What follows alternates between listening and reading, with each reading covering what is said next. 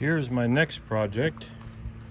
This is an old beat up 6-foot brush hog, cheap, and I really mean that. Cheap built. It was cheap to me. I got it from my dad. He was going to scrap it. Tail wheel's gone. The deck's rotted out. In places you can see where the stump jumper is. There's a kind of a semicircle there. You can see it on the camera. I used up my good can of liquid wrench yesterday. This is an 1 3/8" shaft, and I jacked this up so I could turn it by hand. Everything feels good. The shaft is tight. It doesn't make any noise at low speed. I wrap it up into 540 RPM or whatever when I get this pump on there. We'll see. But this is an old farm chopper, 3-point hitch. These are real flimsy. This is pretty good on here. This is a FMC Sidewinder, model number GM-72, serial number. If I looked up that serial number, I wonder what it would say. Minden, Louisiana, 21164. I have not done any research on this, but it's a 72 inch, so it's 6 foot. I'm assuming the GM is a general maintenance, whatever. I don't know. It says something here on the side, I think. Yeah, it says Sidewinder FMC, I think, on the side. Okay, there it is. I knew it said GM-72 somewhere on it. Anyway, I'm not the best at making these videos. I've seen some people who've done a really good job with the fade in, fade out, time lapse, whatever. I might try to figure that out, how to do all that stuff, but this is going to be a several parter.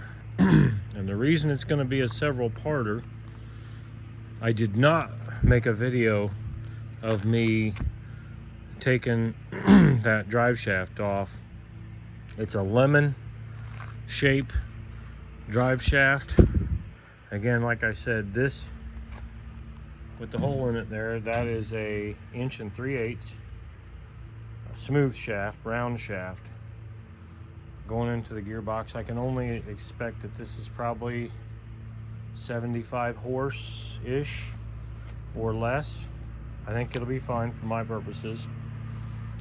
And what I'm gonna do is I have a 3-point hitch adapter that goes on the skid steer. It's got a skid steer plate, and it's got arms and a center that will hook onto that. I'm gonna do that first, and I'm actually gonna attempt to run it the wrong way. And the reason I'm gonna do that is a plate off of Amazon, cheap one, about the cheapest they make is about 130 bucks plus tax. I got Amazon Prime, so shipping would be in that Amazon Prime, which is good. Normally, you pull one of these mowers that way, behind the tractor. What I'm gonna do is I'm gonna hook onto this, and I'm gonna put an adapter plate here, where my foot is, starting out. And I've got a universal joint set up. Actually, I'll show you that in a minute.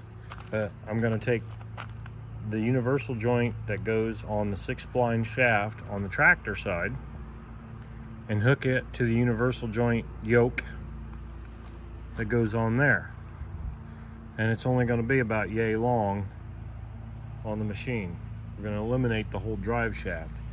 Then I'll build a platform that goes across here and mount that hydraulic motor this way.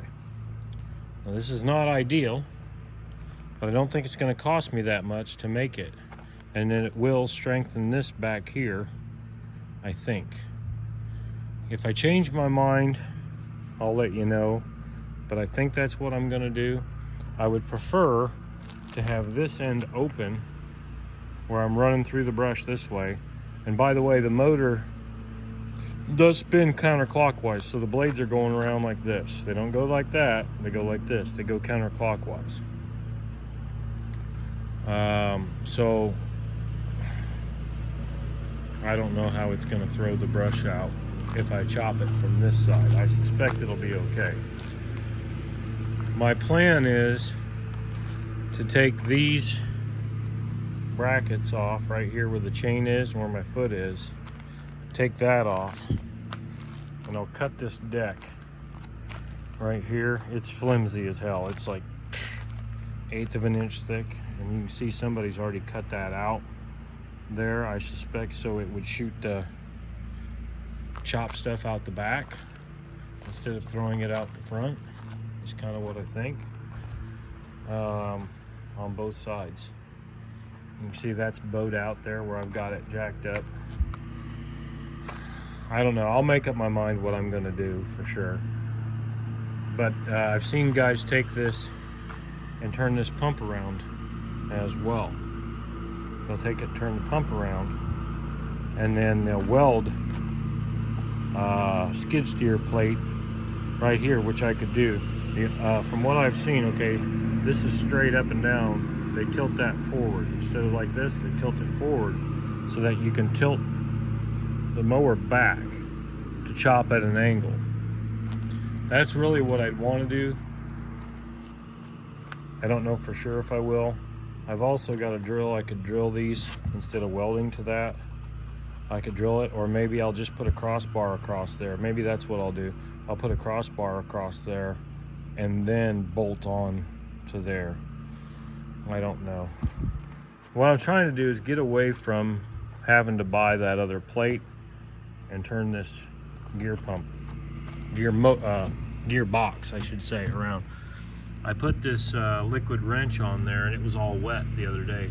I think these are single use locking steel nuts, and that's a fine thread.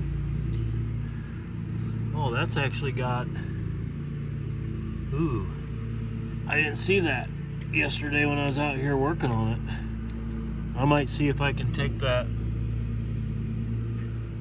paint off there and determine what kind of a pump this gearbox, I keep saying pump, it's a gearbox, what that actually is.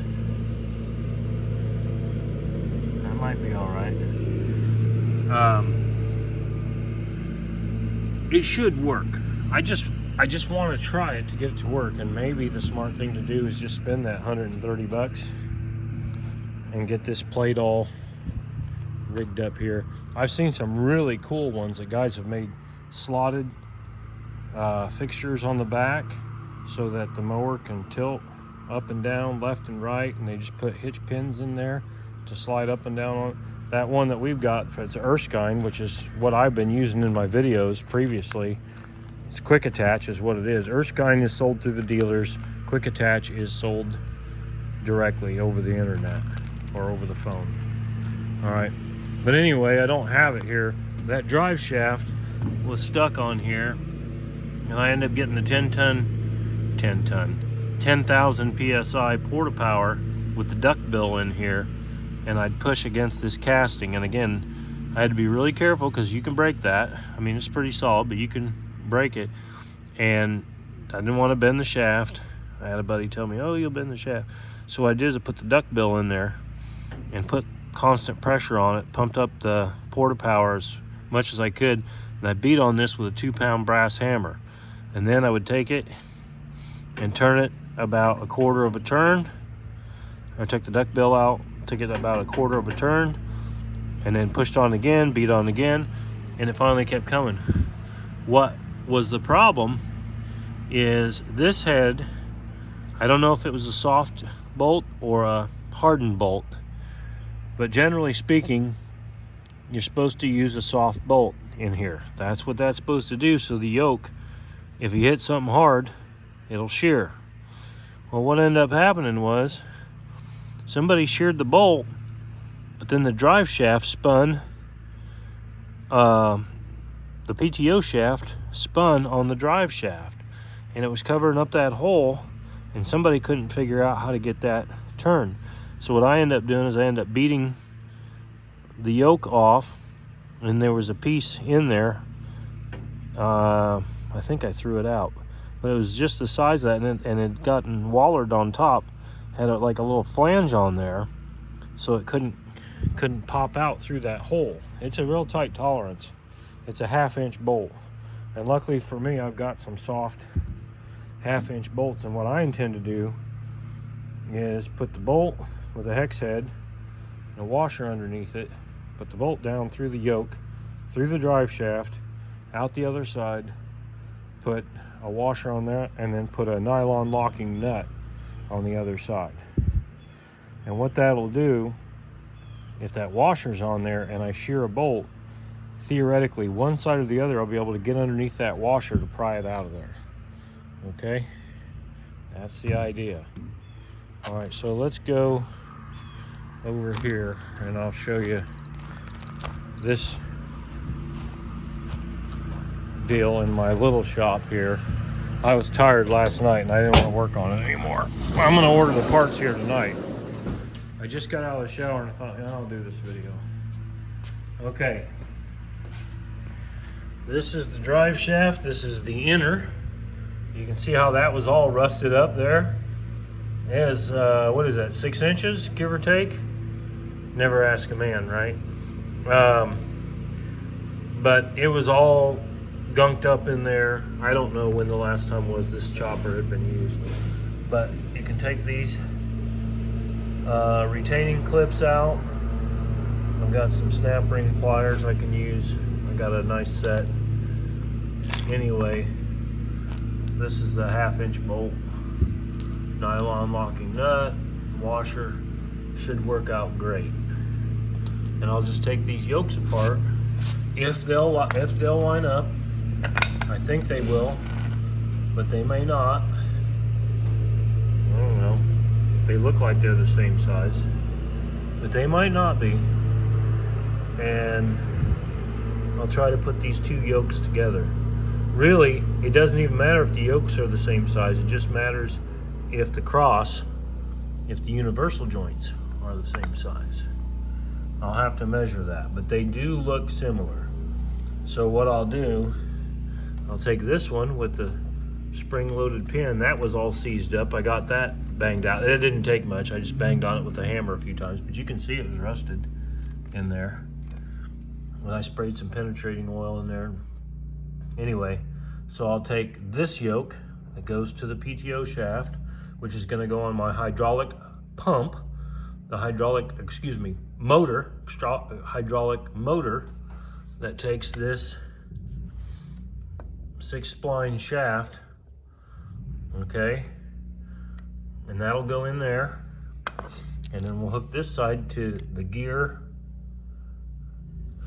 Excuse me, I must sneeze. That goes to the gearbox, and we'll just have a short U-joint there, and then the hydraulic motor will go right into that, and we'll have a direct drive, but we'll have a U-joint on that in case it flexes a little bit. I'm gonna sneeze. Excuse me, it must be the dust in here. But anyway, that's what I'm gonna try first. If it doesn't work out, I'll do something different. But this is what they call, I think they call a lemon-shaped shaft.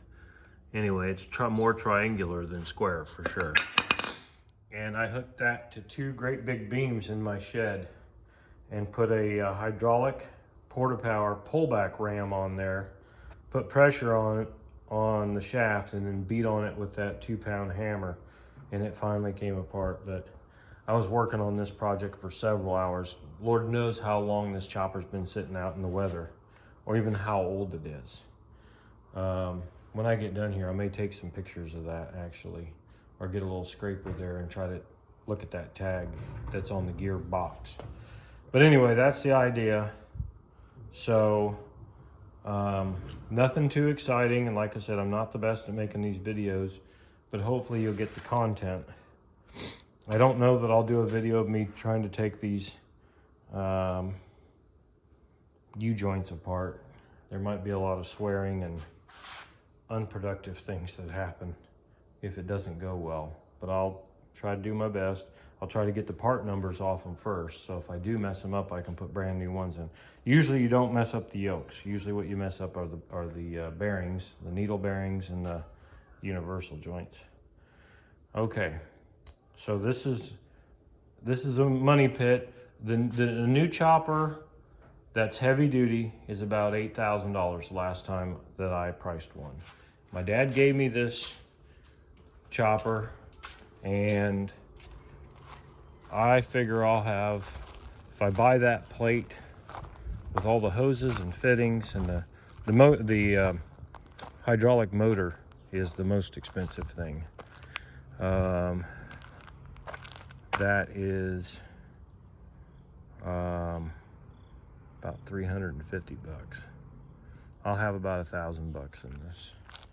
So I figured it was worth it, and I've got some plate steel and some thin sheet metal, whatever, that I can just TIG. Well, I don't have to TIG it, I'll MIG it on there. I'll MIG it underneath there, reinforce that section. I'll take this back out. I'll make sure I don't cover up my cover. I'll MIG a plate in there in the back just to make that a little tougher. And who knows what else I'll do. I actually thought about taking angle iron or something and just outlining this whole upper deck to give it some strength. But I don't know for sure if I'll do that or not. We'll see. But I just had the idea to show this to you before I started working on it. I'll make up my mind what I'm gonna do. But I just thought I'd hook up that pump to the 3-point hitch and then not have to build that whole plate assembly, because I've already got the deal that goes on the skid steer that I can just hook to that 3-point hitch. And I've seen guys run them this way, where they run them through this triangular deal here, you know, the point, instead of running across the square. I guess I could do that, and then if it doesn't work out, then I can switch it to the other thing. It probably won't cost me but a few hours of aggravation. But this is not a very heavy built, chopper. This is something like, well, 20 years ago, it's almost 23 years ago now, I bought one at Tractor Supply, and I think it was $1,000. I would suspect they're $2,000 or $2,500 now. I haven't priced them. But nothing's cheap. Well, nothing's inexpensive. It's cheaply built, I'm sure, but we'll see. All right, thanks for watching.